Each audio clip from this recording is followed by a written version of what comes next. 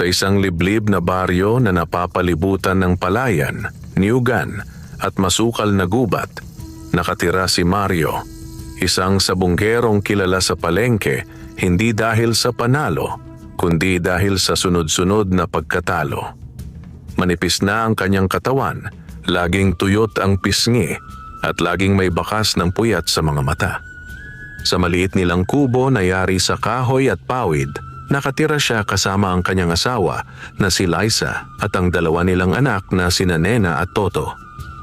Mahal ni Mario ang sabong, pero hindi ito dahil sa bisyo lamang. Bata pa siya nang matutong mag-alaga ng manok panabong. Turo pa ng kanyang yumaong ama kung paano pumili ng sisiw, paano magpalakas ng katawan ng manok at paano bumasa ng galaw ng kalaban. Ngunit magmula nang mamatay ang kanyang ama at magkasunod na magkasakit ang kanyang ina at bunsong kapatid, napilitan siyang isugal ang halos lahat ng manok upang may maipambili ng gamot.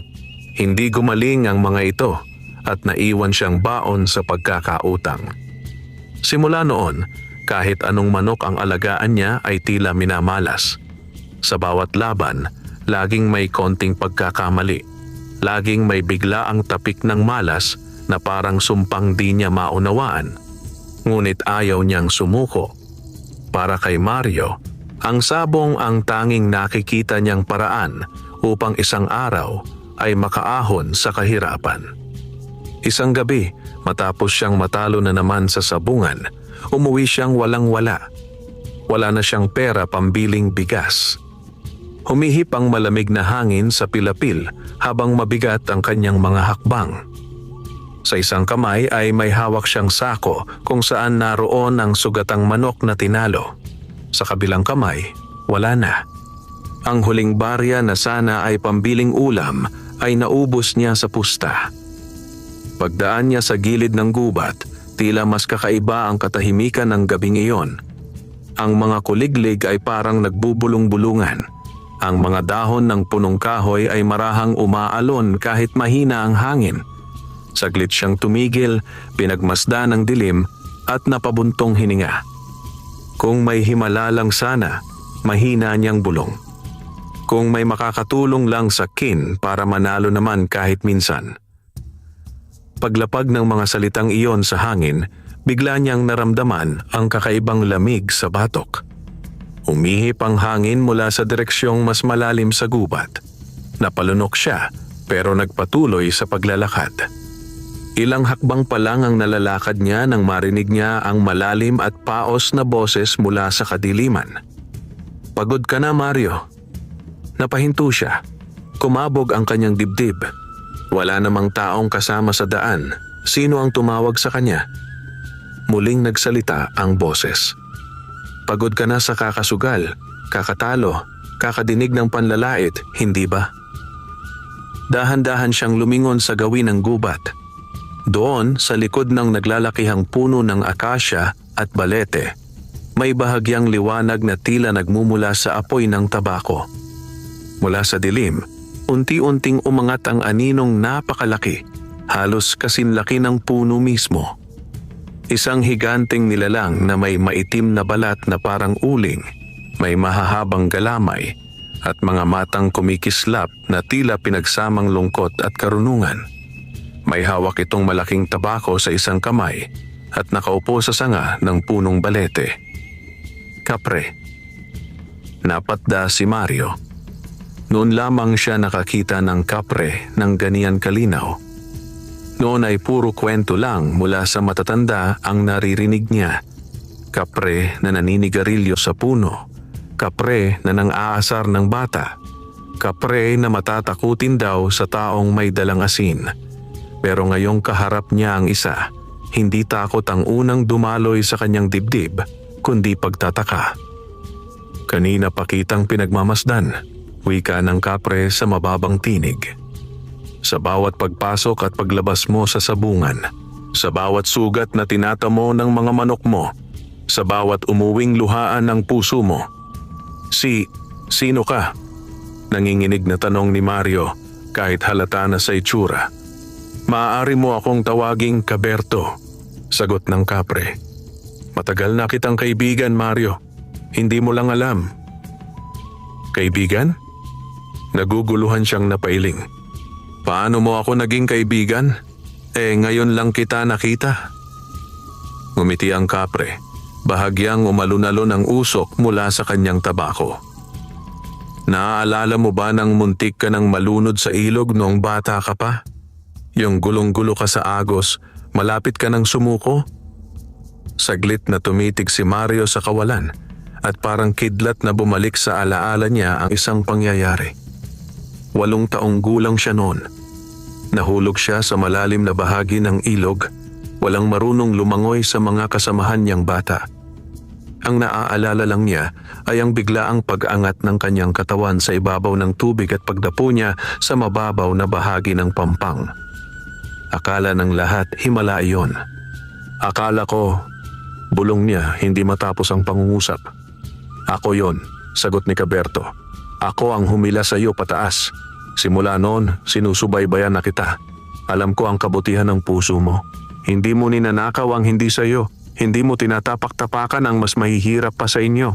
Ngunit pagod na akong nakikita kang pinaglalaroan ng tadhana sa sabungan. Namilog ang mga mata ni Mario. Hindi niya alam kung maniniwala ba siya o tatakbo palayo. Anong kailangan mo sa kin?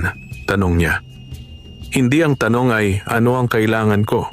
Mahinahon ngunit mabigat na sagot ng kapre. Ang tanong, handa ka bang makipagkaibigan sa isang tulad ko? Handa ka bang makinig sa payo ko at sundin ang kondisyon ko? Kumirot ang tiyan ni Mario sa gutom at kahihiyan. Naalala niya ang mga anak niyang malamang ay naghihintay sa hapunan kahit wala naman siyang naiuwing ulam. Naalala niya ang panlalait ng mga kapitbahay na sabay tawa kapag natalo na naman siya. Naalala niya ang pangako niya sa sarili na balang araw, hindi na siya tatawaging basurang sabungero. Handa ako, sagot niya, mahina ngunit buo. Kung kaya mong baguhin ang buhay ko, gagawin ko ang pinapakiusap mo. Basta, wala sanang masamang kapalit sa pamilya ko. Muling ngumiti ang kapre at sa pagkakataong iyon ay may init ang ngiting iyon. Hindi ako masamang nilalang, Mario, wika ni Caberto. Ako ang kapatner mo sa laban kontra sa tunay na masasama. At sa unang pagkakataon, ng gabing iyon sa tabi ng gubat, nagsimulang mabago ang takbo ng buhay ni Mario, ang sabungerong may kaibigang kapre. Kinabukasan, maaga pang nagising si Mario. Halos hindi siya nakatulog ng gabing iyon dahil paulit-ulit niyang inaalala ang nakilalang kapre sa gubat. Pinagdududahan niya kung totoo bang nangyari ang lahat o panaginip lamang dala ng labis na pagod. Mario, gising ka na pala, wika ni Liza habang niluluto ang tanging lugaw na almusal ng pamilya. Pasensya ka na, wala tayong maulangin ngayon. Ito lang muna ha, para may pumasok na kahit konting laman sa tiyan. Napayuko si Mario. Nais niyang ipaliwanag ang nangyari kagabi, pero natakot siyang baka hindi siya paniwalaan ng asawa. Sa halip, ngumiti na lang siya ng pilit at kinuha ang mangkok ng lugaw. Mahal, babawi ako, sabi niya. Hindi habang buhay ganito tayo. Mangangako ako sa iyo, darating ang araw na magkakakarne tayo kahit araw-araw. Hindi ko naman hinihingi yon, sagot ni Liza. Marahang ngumingiti. Ang gusto ko lang, buo ka at ligtas. Huwag mong piliting magsabong kung wala na talaga. Mas mabuti pang maghanap ka na lang ng ibang pagkakakitaan. Naalala ni Mario ang boses ni Caberto at ang alok na tulong nito. Sa kaloob-looban niya, alam niyang malaki ang tsansang totoo ang lahat, lalo na't malinaw pa sa isip niya ang itsura ng higanteng anino sa taas ng puno kagabi. Pagkatapos kumain, nagpaalam siya kay Liza. Magtatabas lang ako sa gilid ng palayan. Baka may mapulot na kahoy o pwede kong mapagkakitaan, sagot niya. Hindi niya kayang sabihin na babalik siya sa gubat para hanapin ang kapre. Makalipas ang ilang oras, naroon na siya sa parehong lugar kung saan niya unang nakita si Caberto. Tahimik ang paligid, pero may bahagya pa ring amoy ng sunog na tabako sa hangin. tumingala siya sa punong balete. "Kaberto?" Mahina niyang tawag. "Narito na po ulit ako." Ilang sandali pa, nagiba ang ihip ng hangin at muling sumulpot ang malaking anino sa sanga. Sa isang iglap, ang kapre ay naroon na, nakaupo at nakatanaw sa kanya. "Akala ko nagbago ka na ng isip," wika ni Kaberto. "Hindi," sagot ni Mario. "Sinabi kong handa akong makipagkaibigan sa iyo. Nais kong maintindihan ang sinasabi mong tulong." Humitit ng tabako ang kapre bago nagsalita. "Simple lang, Mario. Bibigyan kita ng gabay at swerte sa sabong. Hindi basta swerteng bulag. Swerte na base sa tamang oras, tamang laban, tamang manok at tamang pagpili ng kalaban. Pero may kondisyon." "Natatakot ako sa salitang kondisyon," amin ni Mario. "Ano ba ang kapalit?" "Tandaan mo ito," tugon ni Kaberto. "Hindi ako humihingi ng kaluluwa. Hindi ako demonyo. Ang hinihingi ko ay respeto sa kalikasan at sa mga nilalang na hindi nyo nakikita. Sa bawat panalong matatamo mo, kailangan mong maglaan ng parte upang tumulong sa mahihirap at sa baryo. Huwag kang magiging katulad ng ibang yumayaman na nagiging sakim. At higit sa lahat, hindi ka pwedeng mandaya, magnakaw o kumampi sa mga taong nangaapi." Napaisip si Mario. Kung tutuusin, iyon naman talaga ang gusto niyang mangyari. Hindi siya kailanman nagnais na yumaman kapalit ng kasamaan. "Kung ganoon, pumapayag ako," mariin niyang sagot. "Kung tototohanin mo ang sinabi mong kaya mong gawin, gagawin ko ang lahat ng kondisyon mo." Inunat ng kapre ang kanyang malaking kamay. Kahit nanginginig, iniabot ni Mario ang kanyang palad. Sa sandaling magdikit ang kanilang mga kamay, naramdaman niya ang biglang init na dumaloy mula sa balat ng kapre papunta sa kanyang katawan. Parang apoy na hindi masakit kundi nakakapaso sa isip at loob. "Simula ngayon," wika ni Kaberto, "babantayan ko ang bawat labang sasalihan mo. Makinig ka sa bulong ng iyong pakiramdam. Kapag narinig mong parang may umaalo sa iyo na huwag sumugal sa isang laban, sundin mo. Kapag naramdaman mong biglang gumagaan ang loob mo sa isang manok, pakinggan mo. Ako yon." "Pero Kaberto," dagdag pa ni Mario, "paano naman ang manok ko? Mahina na, laging talo. Kahit gabayan mo ako, kung mahina ang dala kong panabong, talo pa rin ako." Ngumiti ang kapre at itinuro ang isang direksyon sa mas masukal na bahagi ng gubat. "May isang tandang na hindi ordinaryo sa bahaging iyon ng gubat," sabi niya. "Maliksi, matapang at matalas ang pakpak at tari. Pero hindi mo siya basta mahuhuli. Kailangan mong ipakita sa kanya ang tapang mo, hindi bilang sabonghero, kundi bilang taong may malasakit." Naguluhan si Mario, ngunit sinunod niya ang direksyong itinuro ng kapre. Habang naglalakad sa dawag at nagtatabas ng mga damo, naririnig niya ang kaluskos at tila mahihinang tilaok na nagmumula sa mas malalim na bahagi. Lumakas ang tibok ng kanyang puso. Maya-maya, nakita niya ang isang tandang na kulay pula ang balahibo. May bahid na tila gintong linya sa mga pakpak at may matatalas na mata na parang nangungusap. Nakadapo ito sa isang bato. Nakatitig sa kanya. Waring sinusukat ang kanyang pagkatao. Dahan-dahan siyang lumapit. Hindi siya nagpakita ng kahit anong galit o pagnanasa. Bagkus marahan siyang nagsalita, parang kinakausap ang isang kaibigan. "Hindi kita hahawakan kung ayaw mo," wika niya. "Hindi kita pipilitin, pero nangangako ako, kung sasama ka sa kin, iingatan kita. Hindi kita ipapasabak sa laban na wala kang dignidad. Hindi kita ipagbibili ng basta-basta. Tutulungan mo akong makaahon.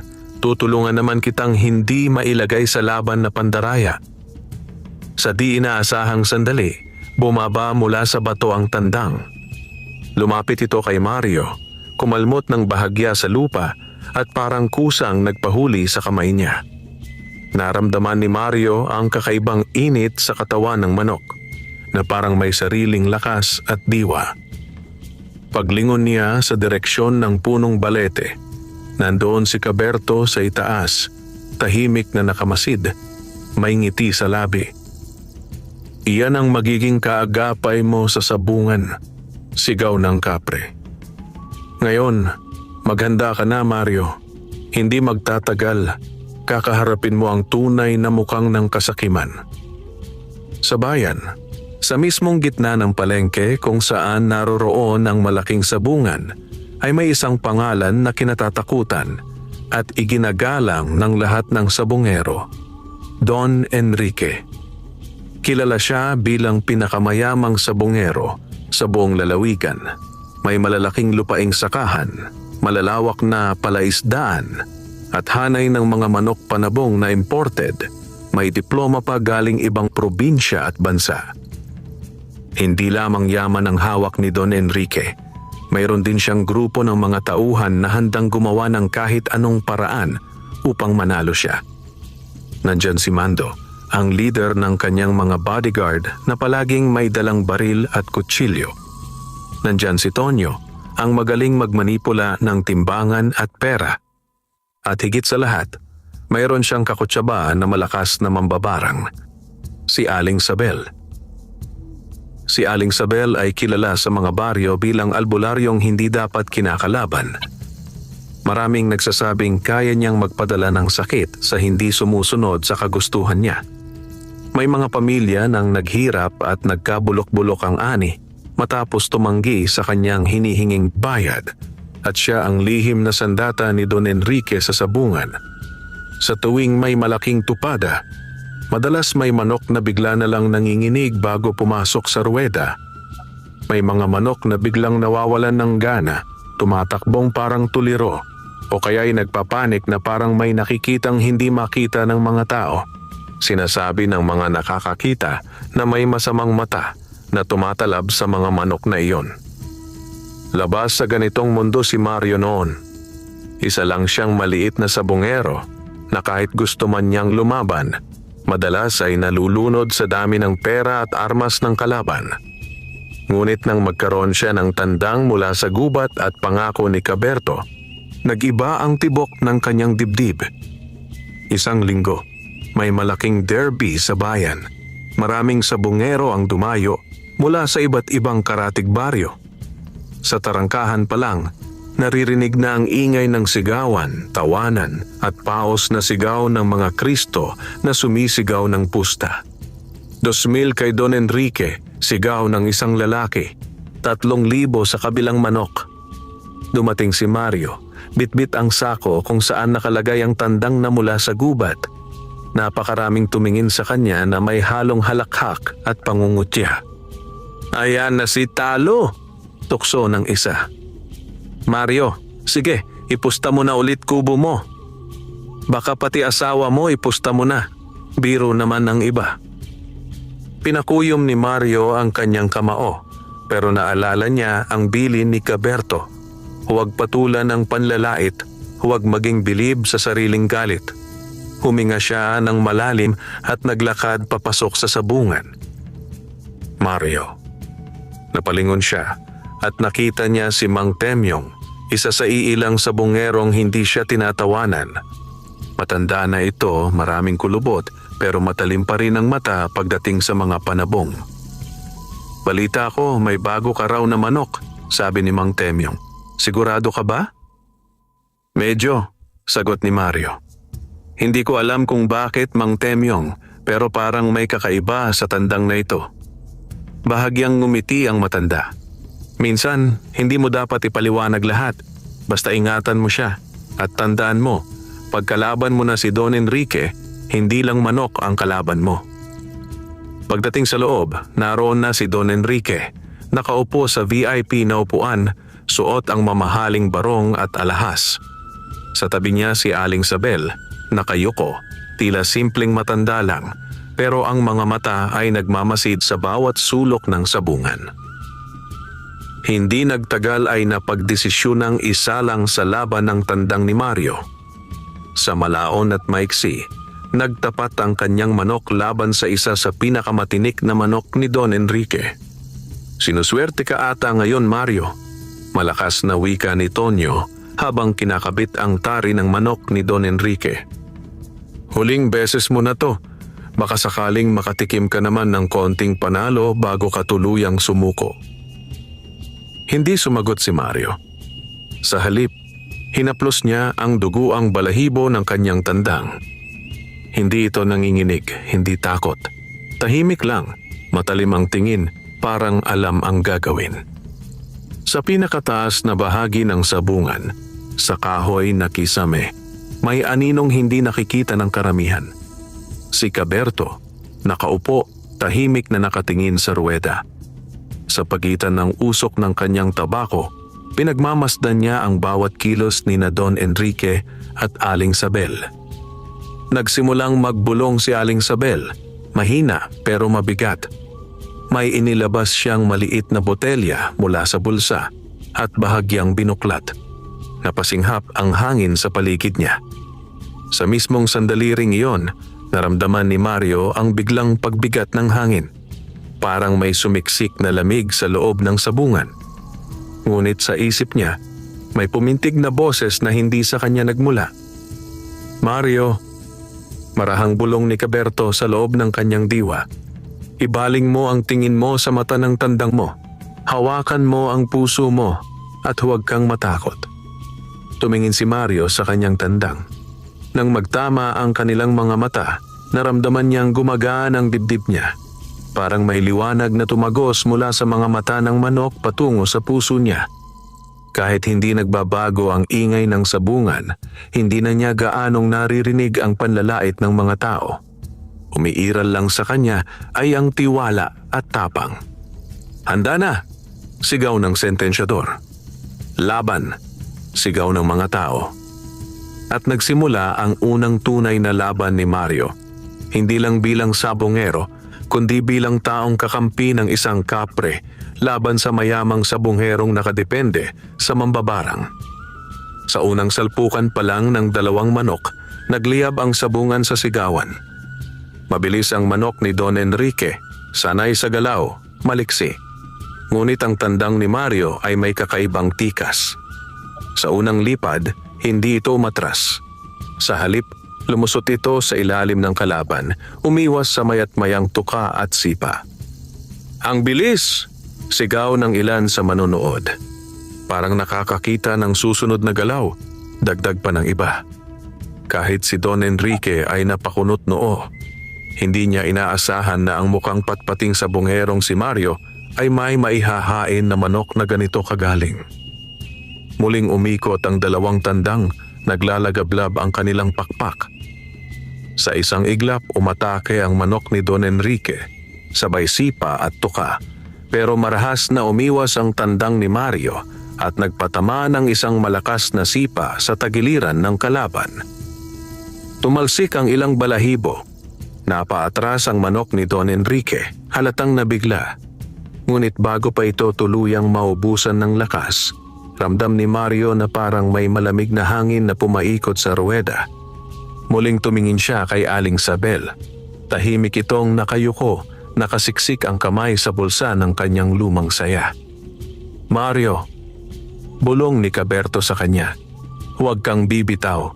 Sa oras na ito, kailangan mong maniwala sa sarili mo at sa manok mo. Huwag kang tatakbo. Ipahinga mo siya sandali. Huwag kang sasigaw, huwag kang magagalit. Manahimik ka at magtiwala. Sumunod siya. Hindi siya sumigaw ng kung ano. Hindi niya pinilit magbigay ng matinding utos. Ang ginawa niya lang ay huminga ng malalim habang nakatitig sa tandang niya. Ipinaparamdam dito ang tahimik na suportang hindi niya nagawa noon sa mga dati niyang manok dahil laging nangingibabaw ang takot at inis.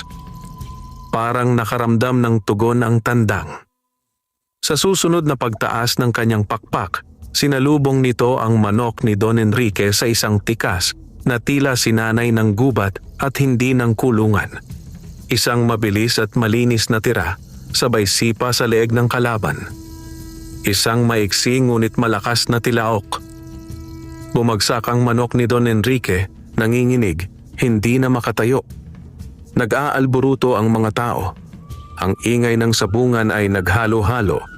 May mga nagsisigaw ng galit, may mga napapatayo sa tuwa, may mga nagmumura dahil natalo ang pusta. "Panalo!" sigaw ng sentensyador. Parang hindi makapaniwala si Mario. Tiningnan niya ang tandang niyang bahagyang may dugo sa pakpak, pero nakatayo pa ring matikas. Napatras siya, napangiti, halos maiyak. "Panalo tayo," bulong niya sa sarili. "Panalo tayo." Lumapit si Mang Temyong, nakangiti at nakikibati. "Hindi ordinaryo ang manok mo, Mario," sabi nito. "Tandaan mo to, sa sabungan, bihira makita ang ganyang klaseng tapang at talino sa isang tandang. Ingatan mo siya." Habang inaabot ni Mario ang kanyang panalo, dama niya ang bigat at saya sa kanyang palad. Hindi lamang ito basta pera. Ito ang unang patunay na nagbabago na ang tadhana niya. Kahit hindi pa ganoon kalaki ang halagang nakuha niya kumpara sa mga malalaking sabongero, sapat na yon para mabili ng bigas, ulam at kaunting gamit sa bahay na matagal na nilang kailangan. Pero hindi natuwa si Don Enrique. Nakakunot ang noo nito, mariing nakatitig kay Mario. "Sino ka ba talaga?"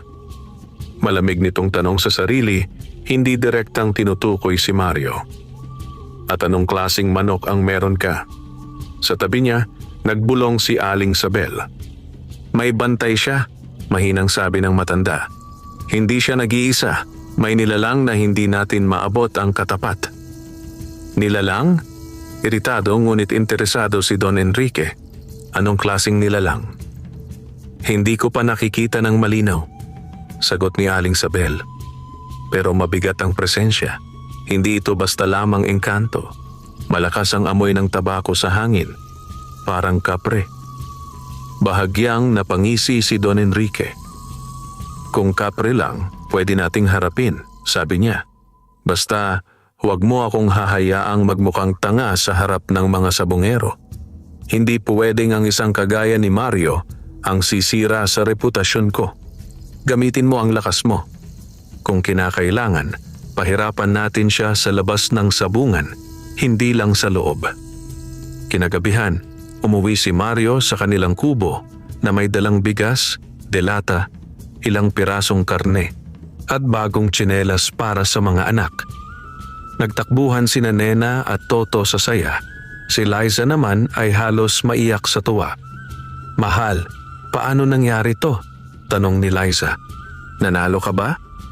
"Oo," sagot ni Mario, nakangiting pagod. "Pero hindi ito dahil sa akin lang. May tumulong sa akin."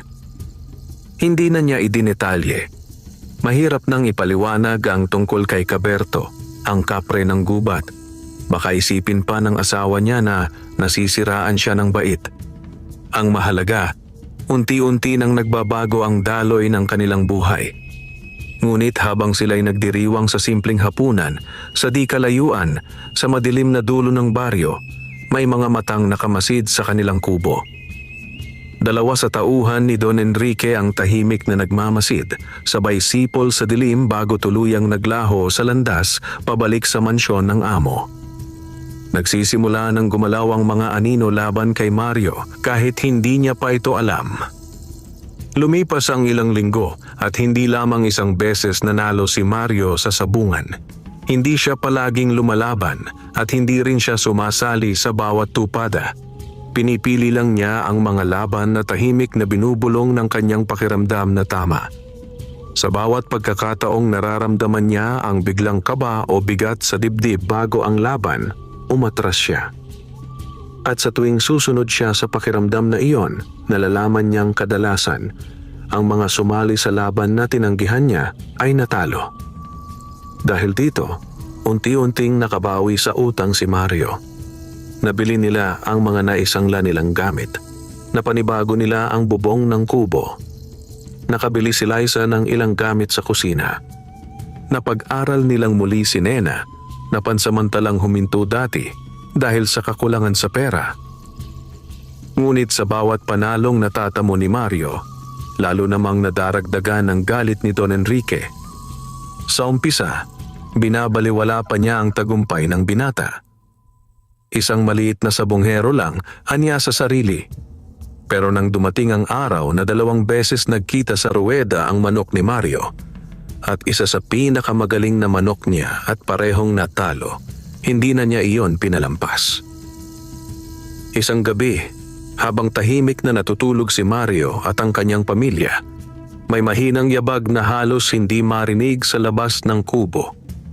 4 na lalaking nakasuot ng maitim na damit, may mga panyo sa mukha, ang dahan-dahang lumapit. Kilala sila sa bayan bilang mga taong kayang upahan sa maruruming trabaho. Pagnanakaw, pambubugbog, paninira.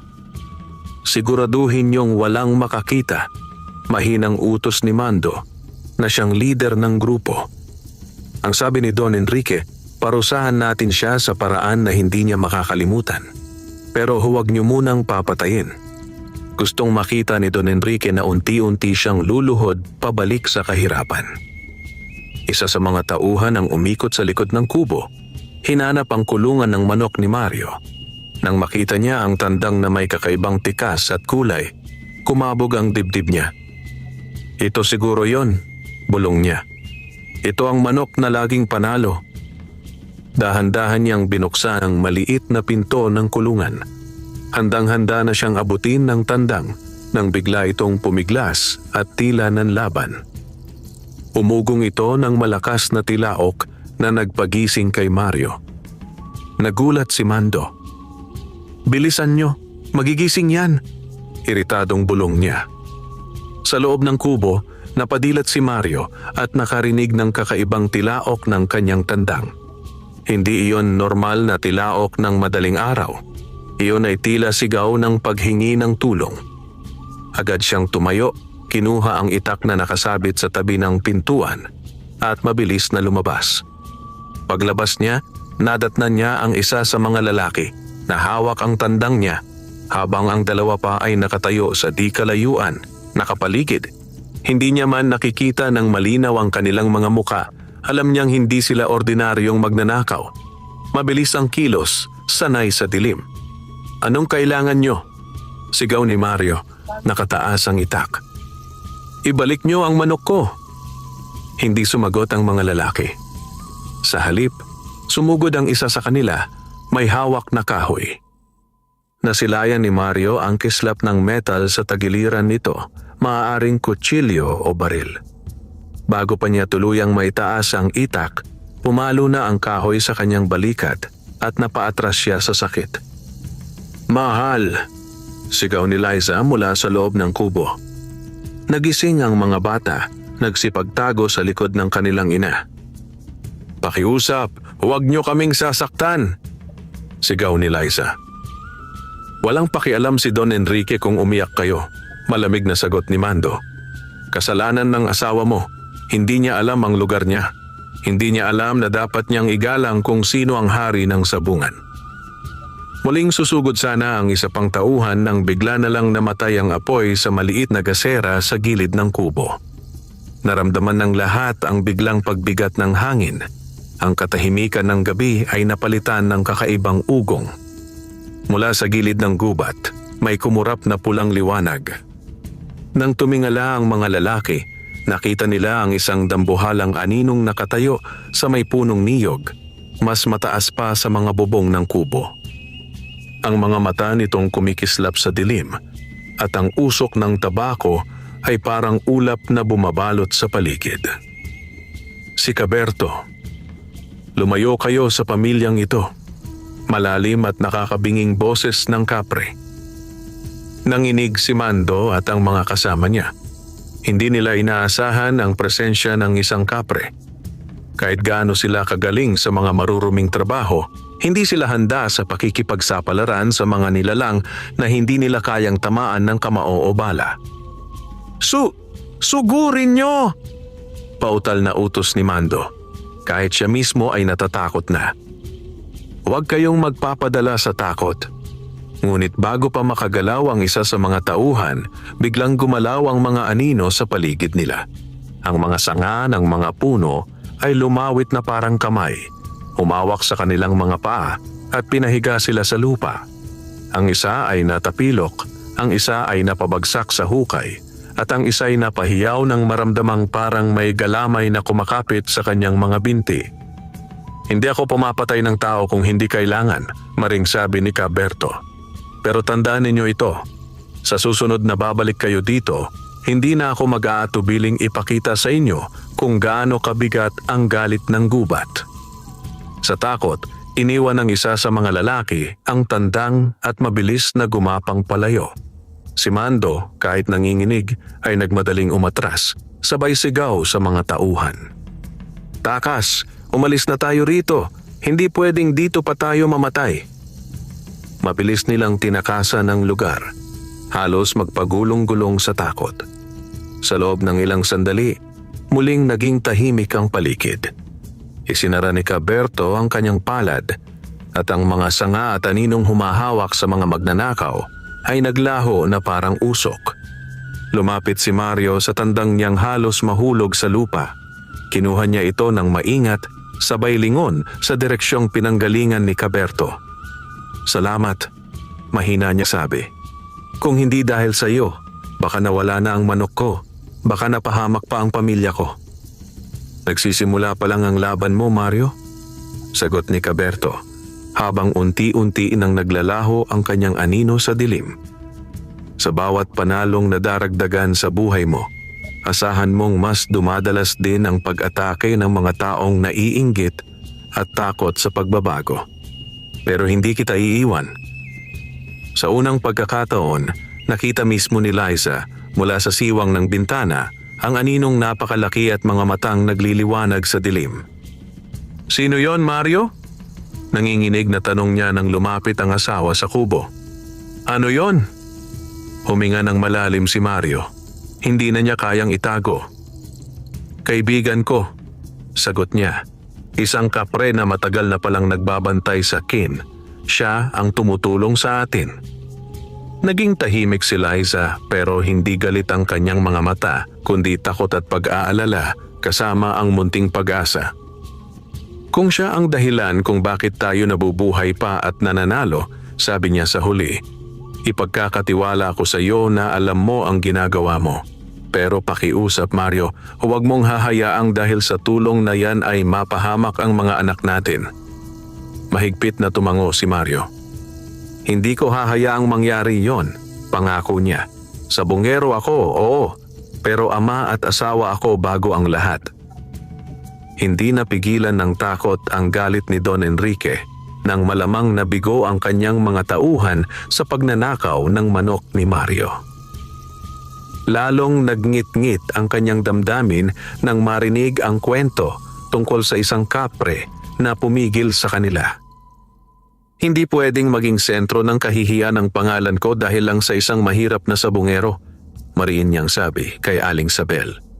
"Kung may kapre siyang kasama, gagamitin natin ang lakas mo para tablahin sila."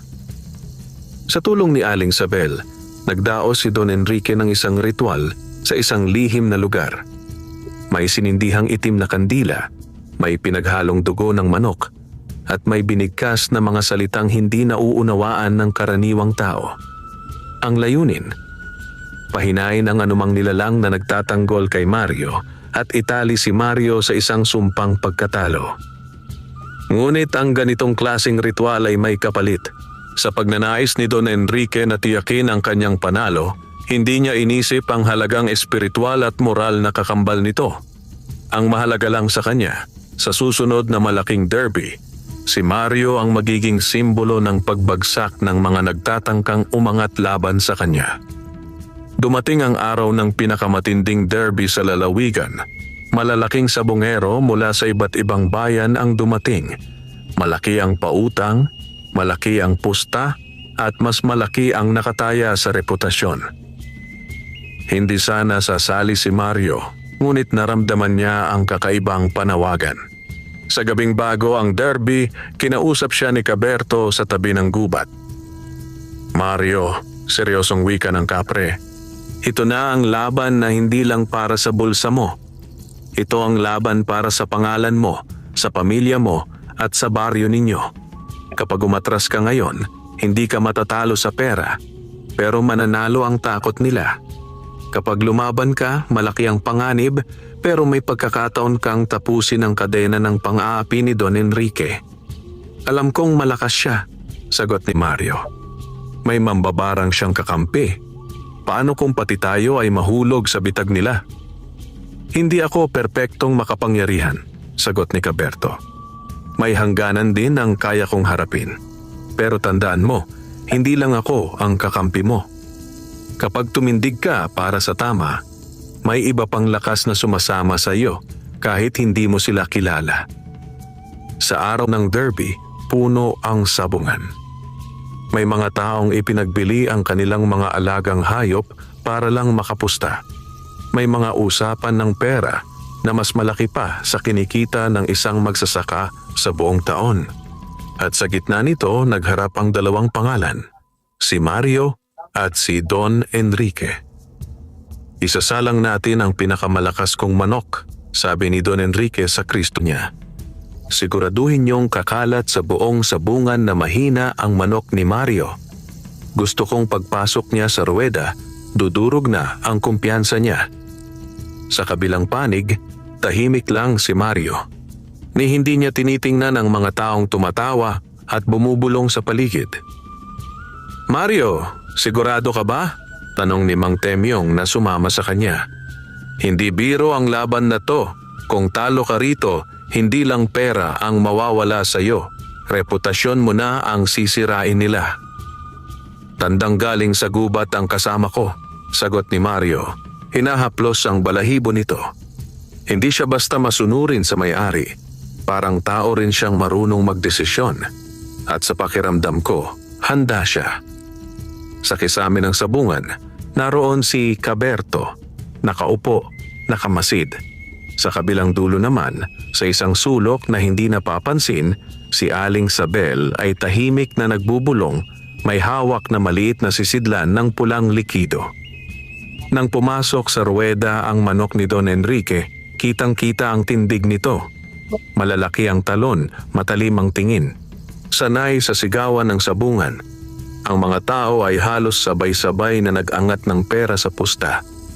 5,000 kay Don Enrique, 6,000. Kaya yan ang manok ni Don Enrique. Hindi yan tatalunin ng taga-baryo. Ngunit may iilan ng natutong respetuhin si Mario sa mga nagdaang linggo. 1,000 kay Mario. 2,000, subukan lang. Habang nag-uunahan sa pusta ang mga tao, naramdaman ni Mario ang biglang paninikip ng dibdib.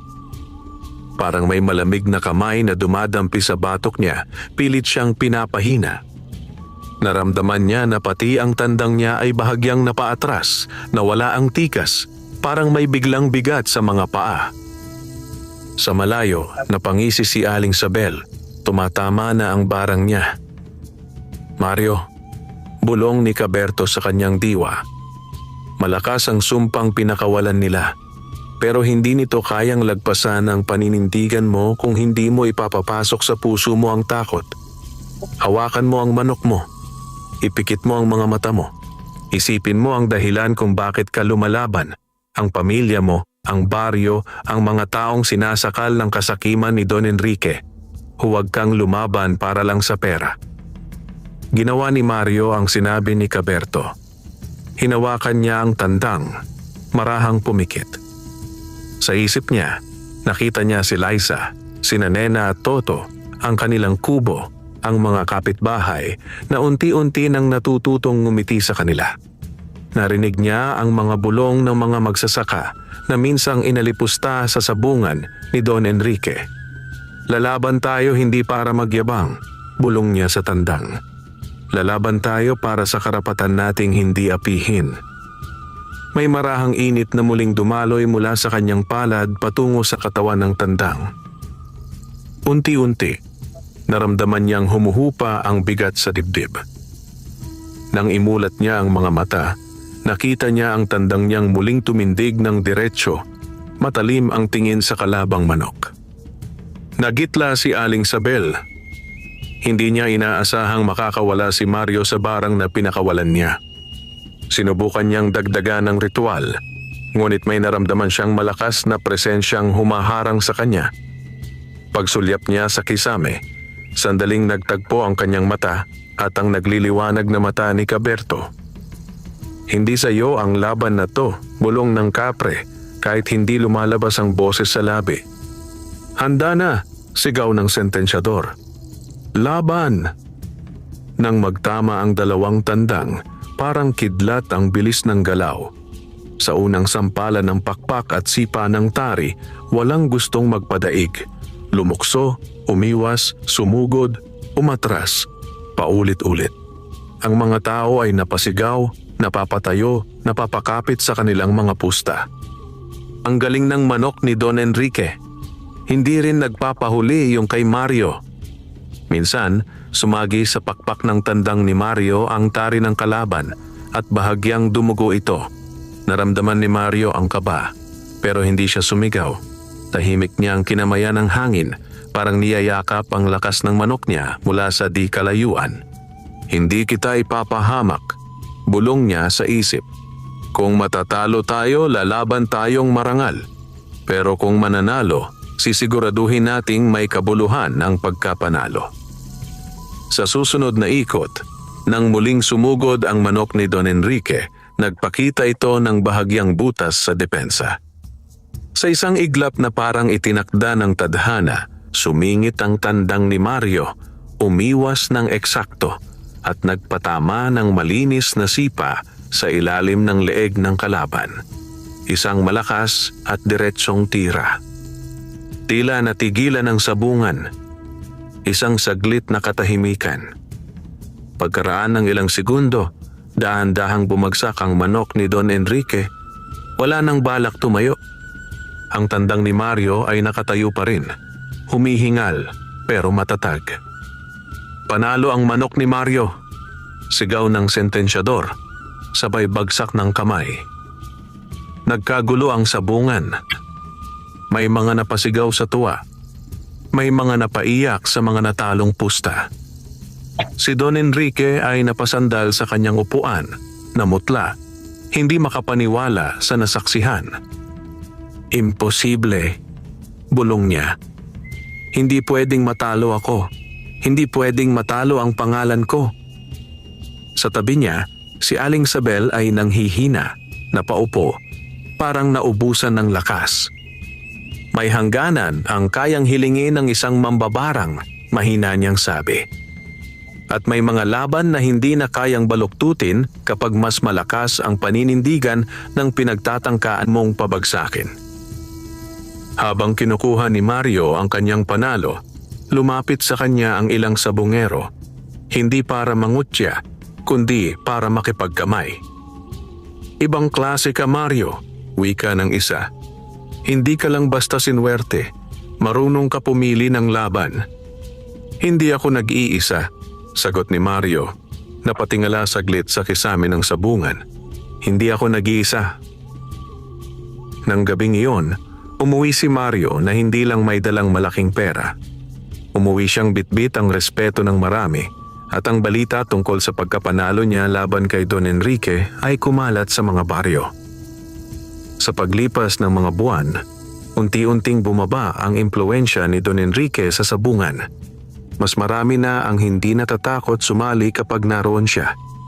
Si Aling Sabel naman ay napilitang umurong sa mga ritual na masama dahil bawat barang na sinusubukan niyang ipataw ay tila binabalikan siya ng pagkahina at sakit.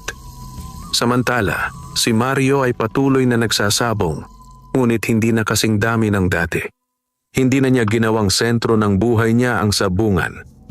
Gaya ng pangako niya kay Caberto, naglaan siya ng bahagi ng kanyang mga panalo sa pagtulong sa baryo, pagpapaayos ng poso, pagbili ng school supplies ng ilang batang walang kakayahan, at pagbigay ng kaunting puhunan sa mga kapitbahay na nais magsimula ng maliit na tindahan. Si Liza at ang mga bata ay unti-unting nakaranas ng mas maayos na buhay. Hindi naging marangya, pero sapat, payapa at may pag-asa. At sa gilid ng baryo, sa may gubat, palaging naroroon ang anino ni Caberto, Nakaupo sa kanyang punong balete, humihit-hit ng tabako at tahimik na nakamasid sa pamilyang minsan ay nalugmok sa kahirapan. Ngayon ay marunong ng tumayo ng tuwid. Sa tuwing gabi, bago matulog, titingala si Mario sa dilim sa direksyon ng gubat. "Salamat, Kaberto," bulong niya. "Hindi ko malilimutan na dahil sa iyo, natutunan kong ang tunay na yaman. Hindi lang galing sa panalo sa sabungan, kundi sa paraan kung paano ko ginagamit ang panalong iyon para sa tama." At sa hangin, may malalim na tinig na madalang niyang maririnig, parang ihip lang ng simoy, ngunit malinaw sa kanyang puso. "Kaibigan kita, Mario," sabi ng kapre. "At ang kayamanan, hindi ibinibigay sa mga sakim. Ibinibigay ito sa mga marunong magmahal sa kapwa." At doon nagwakas ang kwento ng sabunggerong may kaibigang kapre, na pinayaman hindi lang sa bulsa, kundi pati sa aral at dignidad, kontra sa magnanakaw, sa mayamang sabunggerong sakim, at sa mambabarang na inakala nilang kayang diktahan ang kapalaran ng isang taong marunong tumaya hindi lang sa laban kundi sa kabutihan. Wakas.